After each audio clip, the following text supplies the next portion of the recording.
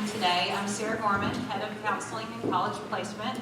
And on behalf of all of us in the counseling department, I want to welcome you to today's Lunch and Learn event, Parenting Through Tough Times 2. Today's program will be in a panelist format, and we will first start by welcoming our three local experts, Dr. Khiela Holmes, Mr. Marty Skrivanos, and Mr. Janelle Von Storch. Thank you all for joining us today to share your experiences and advice. So let's start with each of you introducing yourselves, providing context regarding your professional experience, and any initial comments that you'd like to make regarding today's discussion. Hello, I'm Janelle Von Storch, and I am a licensed professional counselor in private practice here in West Little Rock and North Little Rock. I work a lot with the lifespan, young children, adolescents, and their families. And I also have the distinct pleasure of working with both Marty and Dr. Holmes and calling them my friends. So thank you so much for having us here today. Hello everyone, my name is Khiela Holmes. I'm a child psychologist, and I spend part of my time at Arkansas Families First with Janelle, and I primarily work with, probably at this point, children through young adults, because we see individuals up to age 25, which is great to give us the lifespan. So I primarily do therapy there. Periodically, or in the past, I've done psychological testing. And I also spend part of my time working with schools, primarily early childhood education, pre-K schools, to be trauma-informed. So that's kind of my new passion now, is how to work with children and families and really be mindful of everybody's emotional wellness, because that's what it means to be trauma-informed. And I think one comment that I want to make, it's just so wonderful. my heart is warmed when I see parents and caregivers who are being intentional about doing what they can to support the children in their lives. So it is just so great to see people here doing that, being intentional. Thank you. And I'm Marty Skrivanos, Compass Counseling, and I'm a licensed professional counselor, and I kind of see kids up through marriages, family, you name it. I kind of see a lot of age ranges across the board there. So we've got 3 kids that have come through here, as a matter of fact. Got one that's still here, who's a junior. So it's fun to be back on campus and hang out and see people. So happy to be here, and thanks for letting us be a part of this. Awesome. Well, we have a selection of questions that many of you have contributed. So I'll start by posing the question and leave it up to our panelists to decide who wants to respond, and you can all add in your thoughts as you desire. Okay, so let's begin generally. We all thought that we understood tough times, and then we met 2020. So since then, we've seen firsthand that many unexpected life experiences would pose a significant impact on all of us, our children included. So generally, what are some post-pandemic issues that we should be aware of and potentially address for ourselves as well as for our children?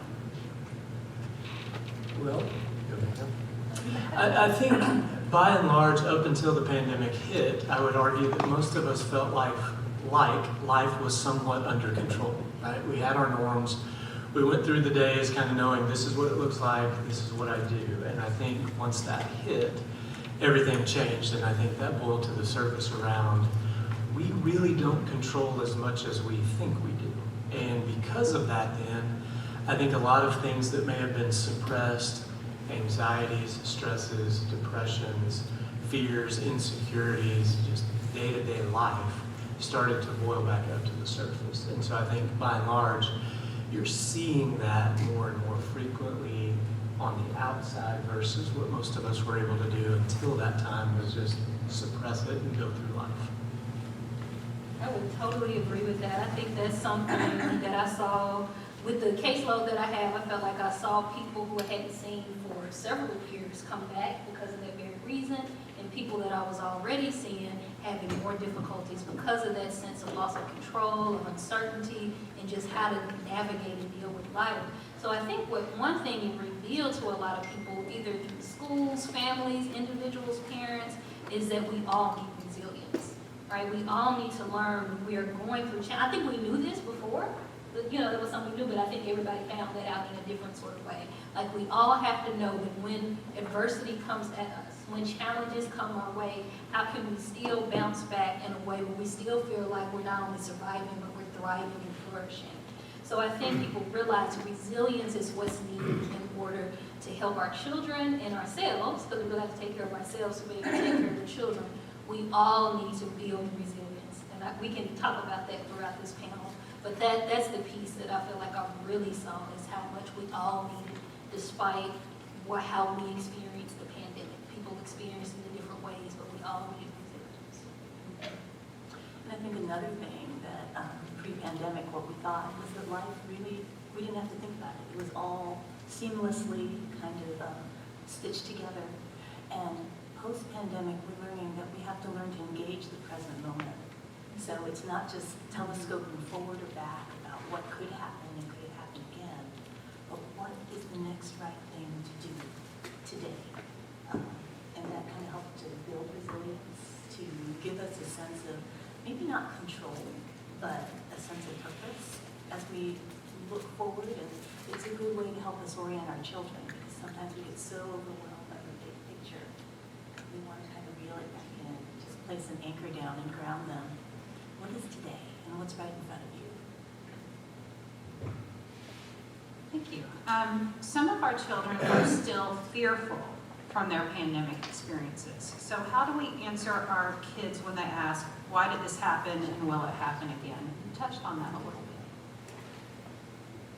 bit. I mean, I guess for me, as I hear that, the why question is always so hard to answer, because there doesn't ever really seem to be a good enough answer for that. And so for me, what I would try to do is shape that more into a what and a how. Okay, what did we experience? How did it affect us? And so then what can we do with it as we move forward? And how can we learn from it so that we can apply some things proactively in the right now, as opposed to being really fearful of why did this go on, that type of thing. And I would also say some of it probably depends on the age of the child, of course. And I think based on the information we received before, I think is different children represented here today. So I would say, that's the first part, was kind of considering their age and what's appropriate for them at that time. I think in addition to what Marty has shared, I think I would just say really finding out what they already know and what's their understanding right now, because I'm pretty sure at this point, a lot of the kiddos have a lot in their mind, and a lot that they've heard about why and what and everything that's going on. So really hearing from them and really hearing them more about what they're thinking, what they're doing. And again, I'm just going to go back to resilience, obviously giving them information appropriate for their age, but I think really listening for and being attuned to what they're really asking. And I wonder if sometimes they're asking, am I safe? Am I going to be okay? Are we going to be okay? Are we going to have all our needs met? So really listening for their heart and what they're really kind of asking, and then being mindful of your own values. So if you're thinking, I really want them from this conversation to feel safe, to feel heard, seen, and loved, how can I respond to them in a way that will reassure them that the adults around them really do have it? Like, even if we don't know all the little bits and pieces of what's going to happen and it's some uncertainty, that we're all building the skills to be able to handle uncertainty. And we as a family will be able to deal with it together, whatever comes our way. And to be able to communicate that to them, hopefully in a way that, could be reassuring to them and leave it open for them to come back later. Because it might just be a quick conversation. Because sometimes kids ask big questions, but then they're going to have a minute or two span of listening. And so, you may have to come back to that, conversation later as well. Situations like pandemic or trauma really kind of shapes what we call the just world theory, that if we do good things, bad things won't happen to us. But we can't predict or control these things. But what we can say is that children take their cues from us. So on top of listening, if we are kind of reflective and we do our own work and we help understand that even though maybe the future is uncertain, we can still do things today to stay connected, that we'll be here to support one another, just like Dr. Holmes said. That's probably one of the best gifts you can give your children. And that's a good segue into our next question. You mentioned staying connected. So now that we are increasingly returning back to normal life, teachers and families alike are seeing declines in our children's social skills. So in your experience, how are you seeing this play out among children and their families, and what strategies can we use to counter these social connection differences?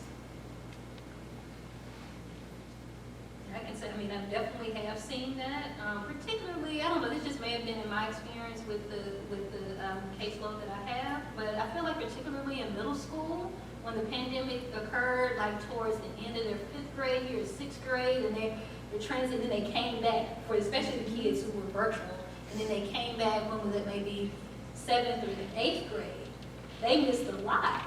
And I remember one particular patient that I had, she was sharing with me that it's like, oh my gosh, everybody got so much taller. The boys, their voices are deep. It just shocked her. She struggled for like 2 or 3 weeks with all the differences in her peers because she really had not seen them. It felt like for a year and a half or 2. And that did affect and did create a barrier in that just kind of natural social development that would have taken place.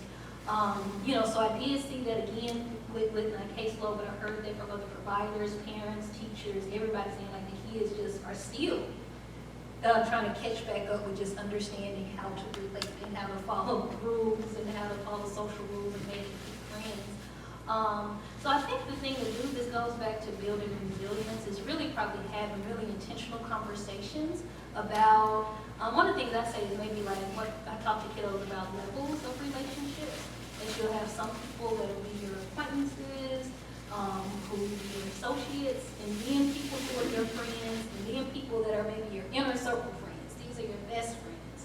And then helping them to understand those differences, and then just giving them tips and tools on how to pick friend selection, and then also really depending on their skill level, literally how to start conversations and how to get to know someone. Maybe literally giving them like statements to say, social script, if they're open to that conversation. So I think that's the piece that I would say is help them with their friendship selection and people that may be a good fit for them, and then giving them the opportunity to do it. Right? Because it's balance in, I would say it's balance in parenting and in supporting children and making friends, a balance between guiding them and coaching them, not necessarily doing that for them, right? Because we want to give them an opportunity to do it and learn and navigate it, but still being there as a coach and a guide to kind of help them to navigate this. And there was a change. For a while there, it was unsafe to be with people. So maybe 4th graders that made friends as 4th graders are now trying to reconnect with people as 6th or 7th graders. And that natural progression wasn't there, or isn't there, because it was unsafe to get together. It's okay to meet your children where they're at. We don't have to expect them to naturally telescope ahead to where they should be. So predictability and structure are really good things. Sometimes we want to maybe ease off a little bit and be more flexible because we want things to be easier. But knowing where the boundaries are creates security. So I think of things like it's okay to let them be involved in team sports again. You might think, oh wow, that teamwork, that pushing yourself, that being with a coach can help bring confidence. Selectively, like Dr. Holmes said, being involved with social circles. You may choose to cultivate a little bit of your own social circles, of your friendships with children, that your friends that have children about the same age, to allow them a more sense of security and reconnecting and learning to do things and be out in the world. But also, and I hope this doesn't steal thunder from a future question, I think one of the gifts of the pandemic was it allowed us to reset. And we don't have to return to the busyness of what our lives were, with multiple sports, being out all the time, driving our kids academically, athletically, socially. As families, we can choose what we want that to look like. And that may be a really great gift to think about as families, to think about what we value and what's important. Really, the only other thing I would add to any of that is just what Janelle was saying at the end. It feels like pace. For a lot that are in middle school and high school that lost out on, you see them trying to overcompensate by doing all the things that much more.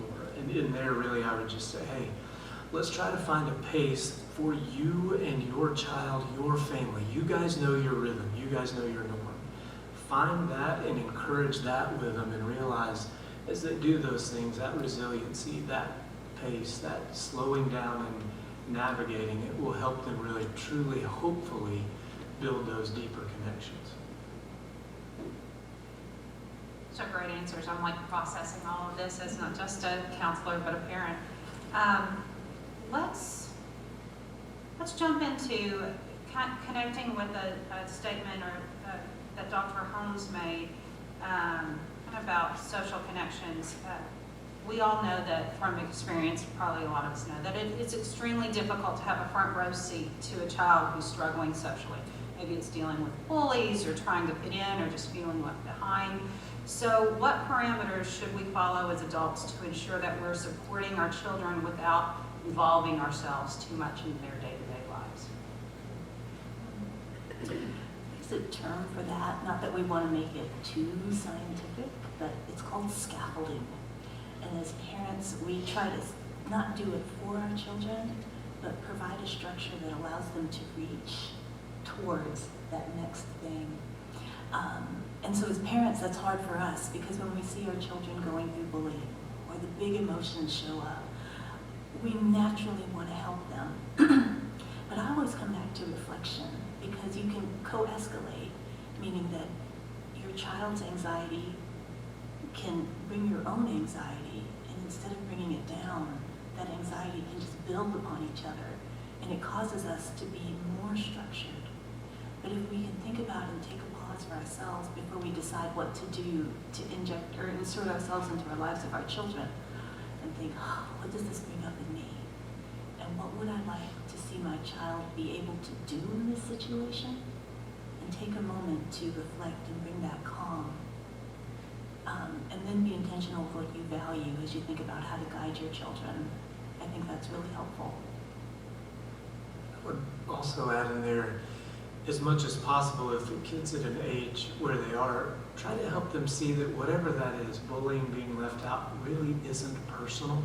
I know that's a hard statement to hear because we all take it that way, but by and large, what's going on the other end is that other person's fears, insecurities, trying to mask. And so what's the easiest way to do it is to deflect that back out to something else. And so if the child is being left out, man, it's terrible. We hate it. It's not fun as a parent. But we've got to try to help them see that that's not really about them. That's somebody else. And if we can circle that back around with our kids into kind of a value of what do we know to be true about the who you are. And if we can build that in our kids, then when those things happen, it's not as direct of a shot at our personhood, if you will.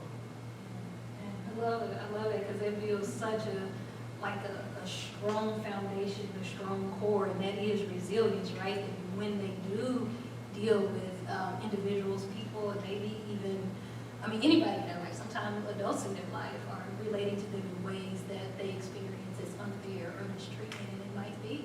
But how can they still have that foundation so they can still thrive in that situation even when they're dealing with adversity? And I feel like they can help across the age range. So even this idea of helping them to know who they are, whether they're 3, 4, 5, all the way up to our teens and early adults, I feel like that's a solid skill at any age. I think the other thing that I would add in addition is that really first looking at safety. And when I say safety, it's physical safety and emotional and psychological safety. So if it's anything going on that they're reporting, be it on the playground, be anywhere, in any setting that they're in, I would say, first, really, it requires some attunement. That's kind of what I'm doing. It requires some attunement with the child, some connection and understanding to know if at any point are they feeling physically or emotionally unsafe. So I would, look into that, and then if that needs to be problem solved and dealt with on an adult level, then do that, so they can feel safe in whatever setting that they're in. Then I think the other one is to know that they feel that they are loved. Because I think after they feel safe, and then when they know they're loved, seen, and heard, then it can be some more of the kind of reasoning conversations about, now let's see how to think about this. And then be thoughtful as the adult about what skill do you feel like they would need? How would you want them to handle that? Like, even if you're not there, what is it that you would want them to do? How is it that you would want them to understand what's going on, to think about it and respond? And then try to provide them, I would say, with some coaching. Even so, if it's assertiveness, you might say, you want them not to be aggressive, right, but to still to be assertive. So if that means you want them to not leave me alone, please. To want them to, let's make eye contact. No, I don't like that. Then coach them with that. I don't like that. You know, or if it's walking off. So whatever the skill is, assertiveness, communication, conflict resolution, problems, relying on the trustworthy adults that surround them to help them to navigate a situation, really being thoughtful about when you are not there in the setting, how would you want them to be able to handle that situation, and hopefully, coaching them in that and encouraging them. Let's go back to those points that were made earlier about the reset and the pace. We know we're returning to this full calendar of all these things, and many of us are feeling overwhelmed. So after 2 sparsely scheduled years, how can we teach our children to maintain a positive balance? Talked about that a little bit between the social and academic life, but in addition, how can we differentiate between normal growth-producing stress and unhealthy, worrisome stress that comes from those feelings of being overbooked and overwhelmed? To me, I think you just said it, it's the word overwhelmed. I think any kind of anxiety or stress can be great because it's a great motivator when it's funneled properly. But when there's 42 different things that are producing that level of stress and anxiety, it's going to overwhelm the senses pretty quick. And at the end of the day, it doesn't matter if you're 4 or 84, you're going to hit a wall and you're going to fight or flight, period. You're going to run, hide, lock up, or you're going to try to put your head down and blast your way through it. Neither of those really brings long-term results because eventually you're going to run out of gas either way. And so I think part of what we got to look at there is, again, the family rhythm, the cycles. You know what your kids can handle and can't handle. Look at that and kind of see, okay, is this producing the right challenge and motivation, or are we burying them under a sense of overwhelmed responsibility that's going to foster more panic attacks and create more stress and anxiety because they can't live up to whatever that expectation may be. And I think sometimes approaching life with an 80-20 principle is actually good. Life is 20% priority, 80% preference. So if you look at the, and maybe another way to look at it is, maybe an example of having like 5 or 6 vases on the table, and each vase would represent school, family, athletics, all these different things. Asking what 100% looks like doesn't necessarily mean that every vase is filled to the very, very top. 100% is what's in the pitcher, and you have to choose how full or how much you give to each different vase that's there. So giving your children a sense of agency or somewhat control to be able to make choices. What is the 20% might be set for them. We have to go to school. But what about the other 80? What is important to you? And so, we don't just let them quit everything, but we may have discussions with them about what they want to engage in, and at the end of the season, what they want to disengage in. Because you're teaching them to make wise choices and to learn to make those decisions and be aware of themselves, of when is overwhelm hit, and what do you do? Absolutely, I'm just over here. I'm in your alien corner. But I think I'm like a process-oriented person, so I love that about teaching them how to make wise choices. I say that because it's been a few kiddos that I've worked with from high school, and now I've seen them transition to college. And the more more that they were able to learn how and receive guidance about how to make wise choices, particularly about their schedule. I mean, these are kids that are phenomenal. They are talented, they are intelligent, so many athletic, artistic, so many talents and abilities. But that getting overwhelmed with their schedule and not knowing how to balance it out. Next thing they know, I'm overwhelmed, I can't think, I can't sleep, I'm not taking my medicine anymore. They're spiraling, not going to class, and they're just shut down completely. They have all the ability in the world, have been positioned with all the extracurricular activities and sports to be able to do it, but didn't learn how to make wise choices about how to balance their schedule. They weren't thoughtful about where am I now, kind of like a battery. Where's my battery now? What do I need to recharge? Maybe I need to pour back in. Yes, I need to stay connected with my friends because that's important to do, but then how do I balance that? When do I go back to my dorm room so I can be sure that I'm prioritizing getting my sleep so that then I wake up on time and then everything works out the way it needs to work out. So I really think this idea of how to teach them what's important to them, what their values are, and to know, it's a big talk about like self-care now, right? Like what is self-care? It's not just the little things we do to, like take a bubble bath, a shower, get our nails done or something.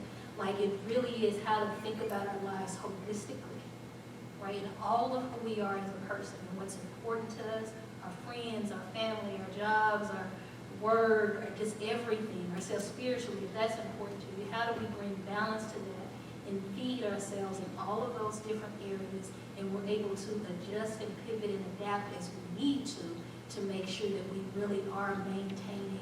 I would say that we're at least at 75%. If we think about our phone battery, at least at 75%. We may not be at 100% all the time, at least at 75%. Knowing when you're at 10 or 15% and you need to recharge. Really teaching them how to do that. Because I've seen when they go and they have not learned how to do that, it really becomes a challenge, even when they have all the ability to make all A's in college. It really gets in the way if they have not learned how to make wise decisions and pace themselves accordingly. So let's continue that. How are stress and anxiety different? And how do we help our children who struggle with that constant tension and worried thoughts? So when you think about stressors are things that come from the outside in. Pop quizzes,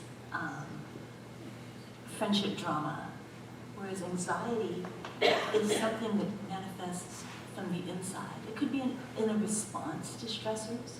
Some of us are actually just genetically predisposed to anxiety and anxious symptoms.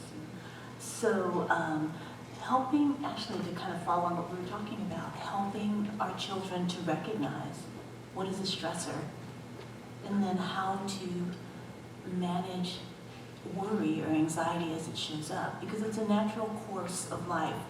We don't want to get rid of anxiety. It'll always show up from time to time. But how do we cope with it when it does manifest, and how to not be afraid of it is a big thing. I guess just one thing I would add is certainly if it's, I guess when we're talking about stress, if we talk about like tolerable stress, because I think sometimes that's the way we kind of think about it with stress is if it's tolerable, meaning that when we experience it, like say the kids are in the first day of school, or assuming that they don't have extreme anxiety if they go to like the dentist or the doctor's office, like that they can be tolerable kind of stress, where maybe your body will start to speed up and then maybe your heart will increase, you'll feel a little bit of it in your body, then it's tolerable because then it'll go back down, right? It's not chronic. Yeah, I like when you say that. No, because there is stress. I mean, there's stress in riding a roller coaster. Mm-hmm. There's stress in going through a haunted house, but at the end, it's kind of good. It's fun. Mm-hmm. We don't need to be afraid of all kinds of stress. Mm-hmm. Absolutely, Uh-huh. absolutely. It's just part of life. It's a part of life, but then we can tolerate it. It's not there. Our bodies recover, right? Our minds recover. But I think when it gets to being, kind of a toxic or chronic stress, and then, spilling over into anxiety, that's when really we're talking about. They really are starting to have maybe physical. At least this is one aspect of it that I'll talk about is physical manifestations of it. So now their head is hurting, their stomach is hurting. They're feeling butterflies in their stomach a lot, muscle tension, tightness in their body, having a hard time breathing. So when they really are noticing it is starting to impact them physically, and I think having that awareness of what that is, awareness of how anxiety is showing up in their body, and then it being connected with maybe anxiety in their mind by way of worries, to know that when that is persisting along, then I think that's really what we're thinking about, maybe more significant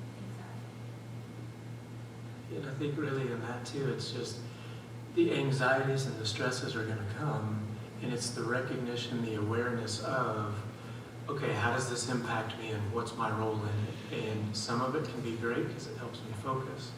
We've got to be aware of that so that we can kind of slow it down and pace. And a couple in there, typically when those hit, our natural reaction is a reaction. We get escalated to it.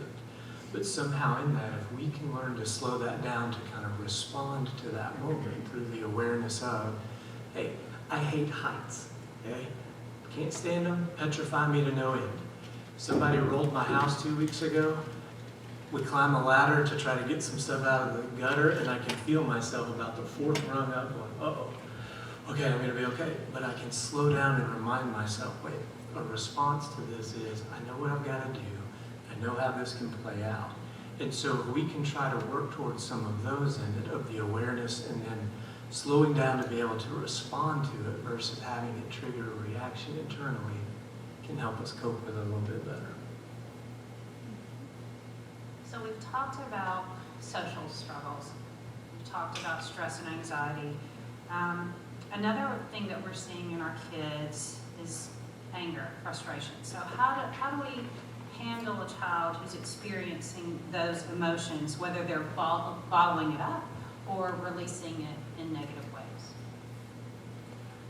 Well, I would say that any emotion is probably starting out, and could be a very healthy emotion. We need to let that be expressed. Now, there's a right way and a wrong way to express anger. We don't want the extreme of just every time something happens, I'm going to blow up and put my foot through the wall. And I also don't want it to where every time something hits me, I stuff it until it builds and builds and builds. And again, I think that goes back to some of the awareness. If we can recognize this is what impacted me, I'm angry about it, it's not fair, okay. What's an appropriate response to that in there of expressing that emotion, experiencing it in a healthy way versus us trying to, okay, don't get mad, don't do this. All that's going to teach them is whatever you just occurred is wrong, fix it. And you can't control some of those things. So those are healthy emotions, but they've got to be channeled in the right directions. I think that's great. I think really, I just want to reiterate this idea of it's really shaping their beliefs about emotions and why we have them, and really this idea of, are emotions good or bad, or are they just what they are? And it's really about how we express them. So I really think that's foundational to really be mindful about what is it that you want to communicate to the child about what emotions are, why we have them, why they're going on within them, and what they may be signaling to them about what's happening. Maybe it's something that they don't like. Maybe, it's communicating something to them about what needs to happen or what doesn't need to happen. I think one thing that I want to say, I like talking about the 3 R's, so I'm just going to use this as an opportunity if I can to talk about 3 R's. So what I would say is that if they're expressing anger in a way that's very obviously like their emotions are taking them over, right? Meaning it's the intensity of anger, because it can be on the spectrum, like anger, any emotion can be on the spectrum. It could be mild, like they're mildly bothered or annoyed, or they're infuriated. Like now, they're not even hearing what you're saying. Like it's that level of intensity of anger. So 3 R's, what I would say is, the first one is regulate. Okay, so meaning, like this is just based in brain science, and this is the way it works for kids and adults, that we first have to regulate. Before trying to reason with them and ask them why are you upset, what's wrong, regulation is first. That means that their body, their brain, everything needs to soothe and kind of calm down first. So be it whatever they're willing or able to do, be it deep breaths, be it if they're really highly agitated, an ice pack on their face, their neck, just something to soothe and calm. They have to regulate first. Because basically what you want them to do is to be able to access their ability to talk and think and reason and work with you. When they're that upset, they're not able to do that. So the first R is regulate. To regulate first. Then the other one, the second one is relate. So after they're able to calm, soothe, relax, then relate. To know, I see you, I love you. You'll notice that's the thing of mine. I see you, I love you, I'm connected with you. I'm here with you. So even if it's eye contact, you see me doing this like touch, if they're okay with touch, then relate, connect. That's soothing, that's disarming, right? When we know somebody cares, genuinely, that can be very disarming, make us more open up to hear what they have to say. Then we can reason. Then it's like, now help me to understand what happened. Maybe not a why question. Kids don't know that. Listen, you get a I don't know real quick, a why question. But help me to understand, what happened first, and next, now what can we do about it? So those are the 3 R's I like to talk about. Regulate, relate, and then reason, in that order. And maybe to pick up on Dr. Holmes' reason, is one thing that I teach children with big emotions and anger, is that anger is your friend. Because it lets you know there's a problem to be solved. Something's wrong, someone could get hurt, or something's really important to you. The thing is, we want to apply the right solution that's going to address your problem, to make it go away. So after they've regulated, after they've connected, you kind of talk that through together. Some things can be solved. He keeps taking my lunch. Okay, well, we'll give your lunch to the teacher. It's probably a really bad example, but it's the first one that came to mind. Other things don't have a solution. I'm really mad that my dog died. Well, I am too. I loved him too. Let's grieve together. But helping them to just kind of be able to see their helpful ways and helpful thoughts, and unhelpful ways and unhelpful thoughts, can then help them on their own begin to think through these big feelings when they come up. I think it's great because it helps them to know, kind of like how Marty was saying, how do you respond to it? So when I talk with kids a lot, I let them know the goal of therapy is not to get to the place where you don't feel anger, you don't ever have anxiety, and that doesn't happen. I mean, of course, if it was really apparent and significant, of course we want some of the intensity to come down, clear, and it to not be as frequent and, as long lasting. But to not set them up to think that they're going to never experience those emotions, it's like, yes, you will, it's just how do you respond to them. That's really more the conversation. Yeah. So I think that's great. And I think to help them to know when it comes to anger, to let it be okay that it may be other emotions there, that it may be like underneath it or connected to that, it may be some sadness and hurt, and then it can really come out that way, because sometimes some kids can just think for whatever reason that anger is more of an okay emotion and sadness is not, or being anxious or scared is not, that it's whatever they have in their mind about what those other emotions mean. So help them to understand that it may be other emotions going on there as well that need to be addressed. Because if they just see it as anger and don't acknowledge and can be hurt and sadness there, they could go unaddressed. I can't help but notice those 3 R's that you mentioned are so in alignment with our ruler program that we have here at PA. Teaching our kids to acknowledge and understand and regulate their emotions. So I love that. And I know just this morning I was with a student in my office, and I told her, I was like, you got to feel your feels. Let it go, and then we'll do something about it. So those are great strategies. Speaking of feels and big feels, is something we see a lot in our kids, is some of them are becoming increasingly sad and withdrawn. So how can we know the difference between a moody child and a depressed one? What are some warning signs that parents should look for? Well, as one who has a 19-year-old daughter who I would call moody, it's okay, she knows, we talked about it this weekend, that she has high highs and low lows, and she just has very much of a mood fluctuation at times. And to me, what I look at in there is those mood swings, as long as we're aware of them and can see what they are, I don't tend to get too worried about them. Sure, there's an appropriate way of kind of dealing with the mood versus that's the moody side of it versus somebody who sinks into a depression. Okay, you're going to notice things like, I don't want to engage, I'm going to withdraw, I'm going to close everything and everyone out. A lot of times when you see moody, I'm thinking, teenage and up, it's usually an explosive kind of mood that jumps out really quickly and then quickly goes away because something triggered that. And so that's kind of how I would differentiate them, but you need to be, even in the moods, you need to be very aware of how's that impacting and affecting and what's kind of the timeline of it. Do you see it kind of pattern continuous over and over? Does it start to just, there's not the ups and downs, it just starts to hold into one? But that's kind of how I would differentiate those two.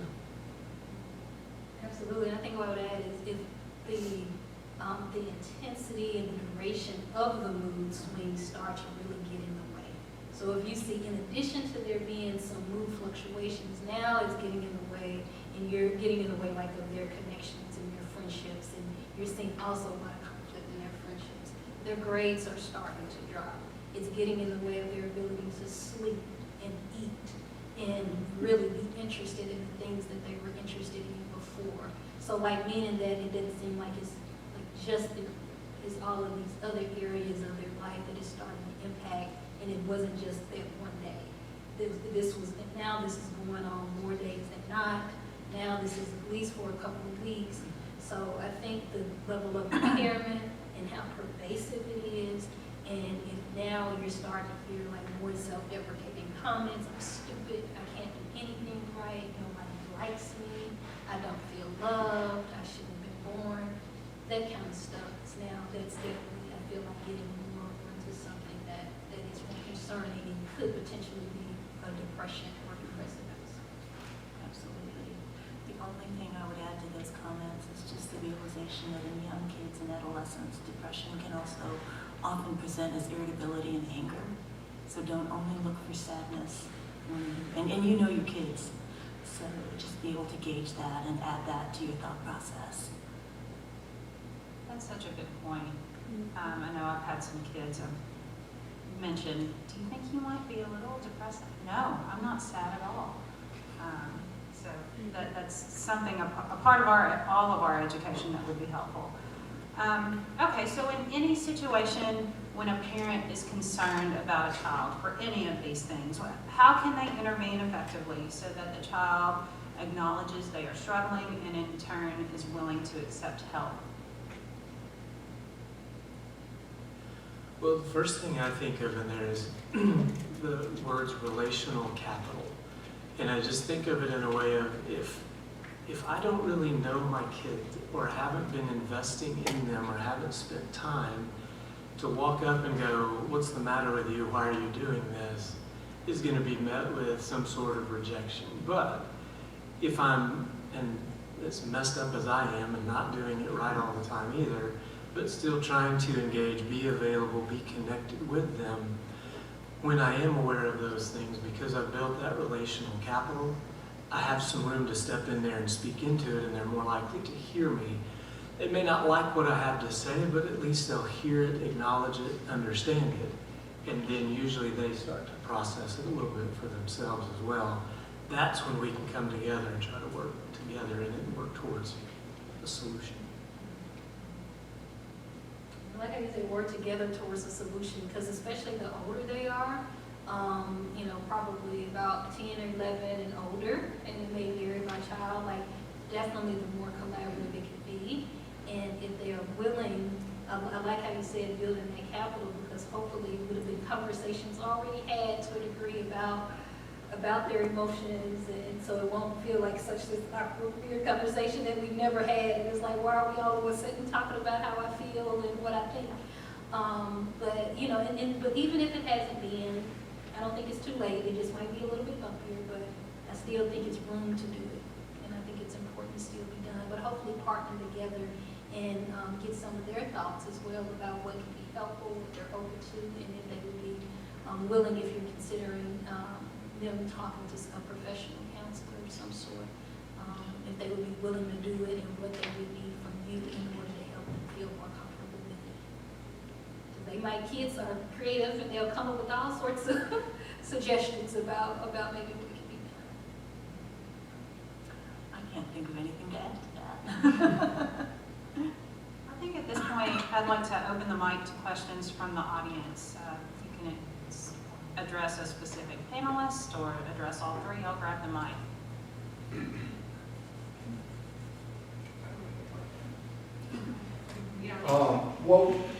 What are schools doing to get in the way of the mental wellness of kids, or the more positive of that? What suggestion would you give? What one thing would you suggest to school decision makers that would best support the health and wellness of kids? One piece of advice you could give us. I can tell you one thing I'm encouraged by. I'm noticing that a lot of schools in our area are really putting a focus on social and emotional learning. And I don't think this really gets to the heart of your question, but I love that they're equipping students to learn to engage with one another, to be in touch with their feelings, and to know what to do with it. I love that question because I'm working with schools and trauma-informed schools, and I love it. I think it's hard to bring it down to one, so that's a challenge. What's the one Can thing? you give us a list?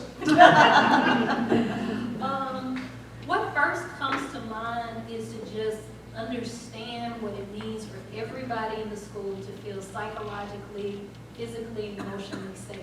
And when I say everybody, I mean because sometimes it is, and it should be obviously a focus on the students, but really everybody, including the teachers, all the school personnel, to focus on the psychological safety of all people and just workplace wellness, self-care, so that everybody in the building is hopefully coming in and able to be the healthiest version of themselves.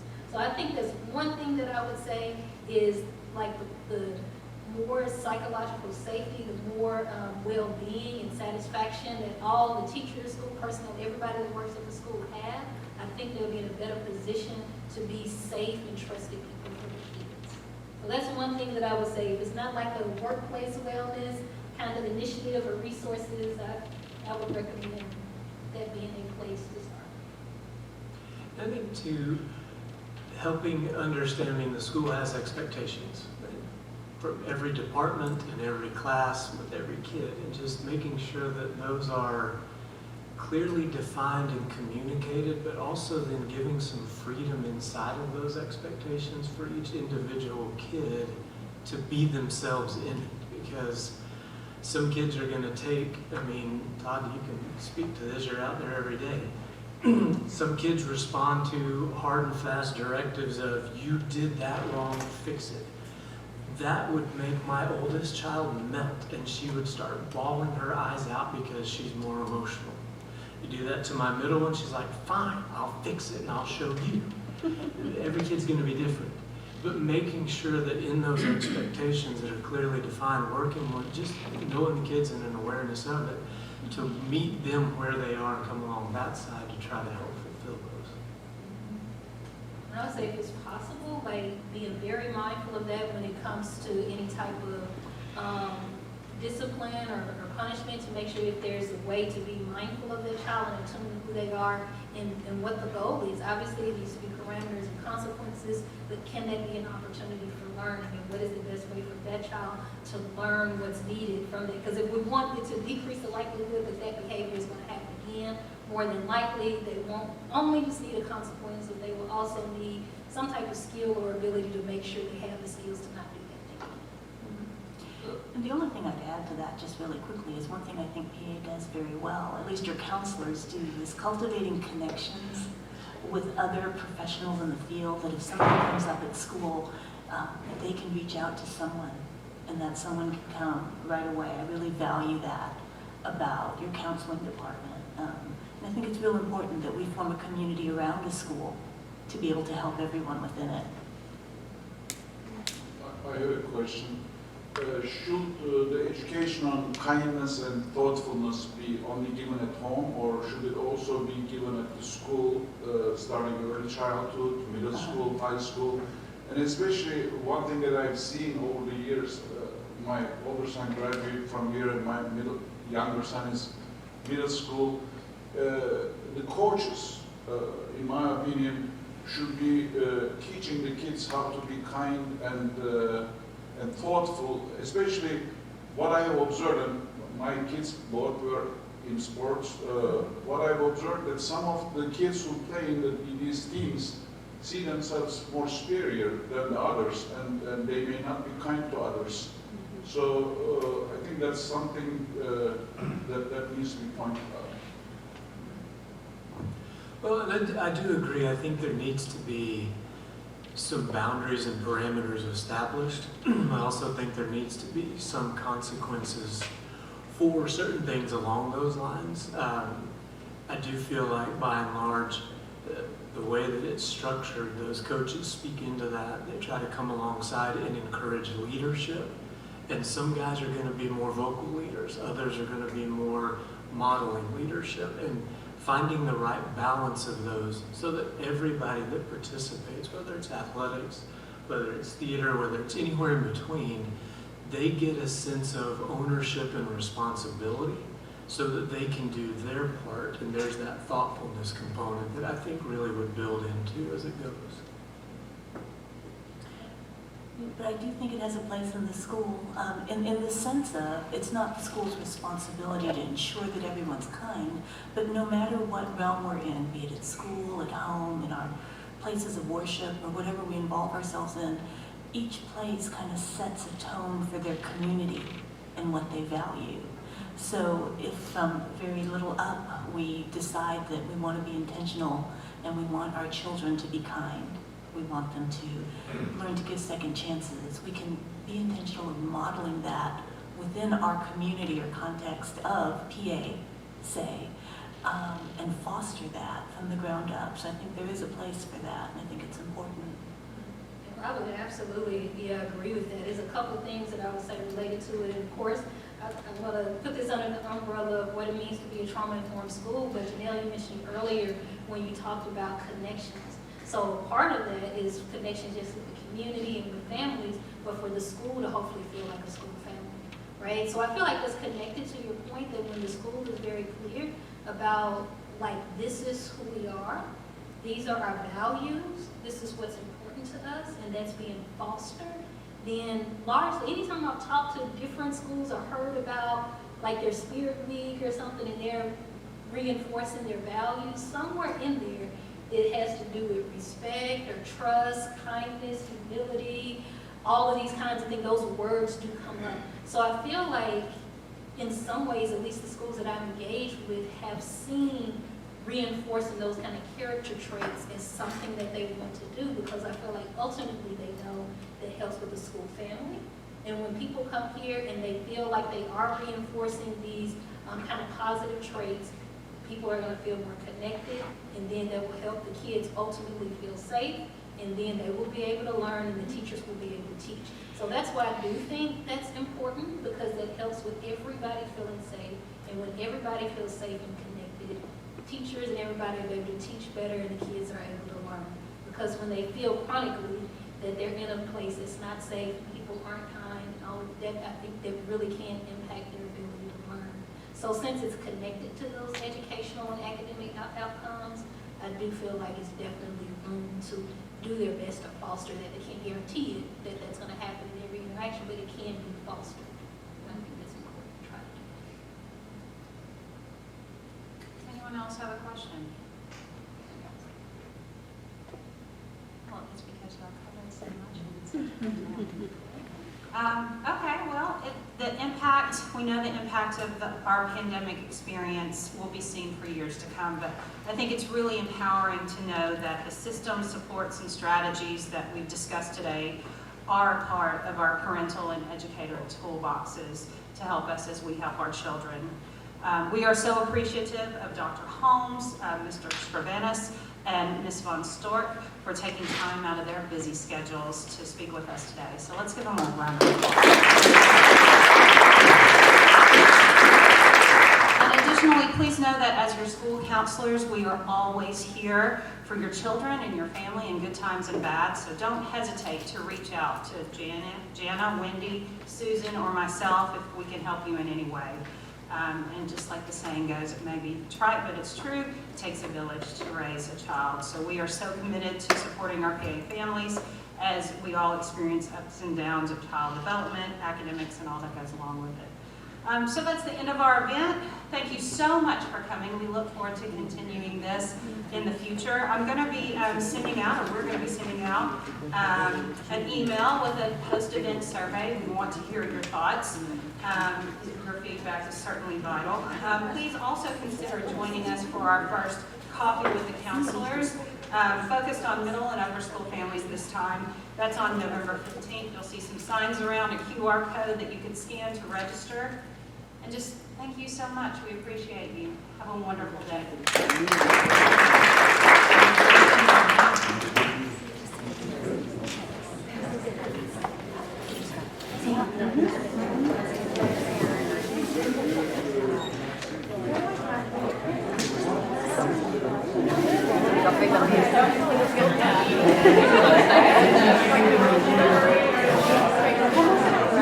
Character about my